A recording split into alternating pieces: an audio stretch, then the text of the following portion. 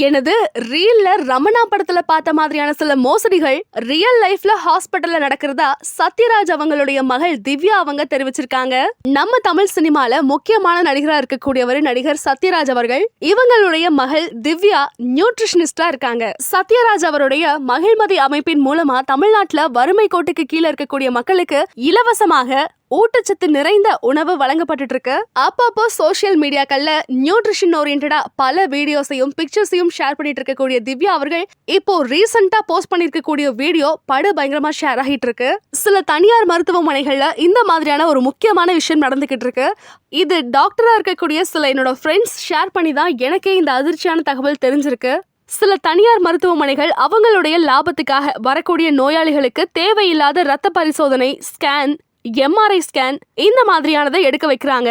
சில நோயாளிகளுக்கு உடம்பு குணமானதுக்கு அப்புறமும் 2-3 நாட்கள் கழிச்சுதான் அவங்கள டிஸ்சார்ஜ் பண்றாங்க.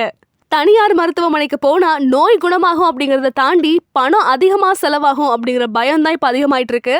எங்களுடைய அமைப்பின் மூலம் சில நோயாளிகளுக்கு நாங்க உதவி செஞ்சுட்டு இருக்கோம். ஆனா எல்லாருக்குமே உதவி செய்யறது பிராக்டிக்கலா நடக்காத விஷயம். அதனால நோயாளிகள் வருவாய் உருவாக்கக்கூடிய எந்திரம் கிடையாது அப்படின்னும் சில தனியார் மருத்துவமனைகள் இந்த மாதிரி செயல்படுறவங்க கொஞ்சம் மனிதாபிமானத்தோட நடந்துக்கோங்க அப்படின்னும் அந்த வீடியோல பேசியிருந்தாங்க.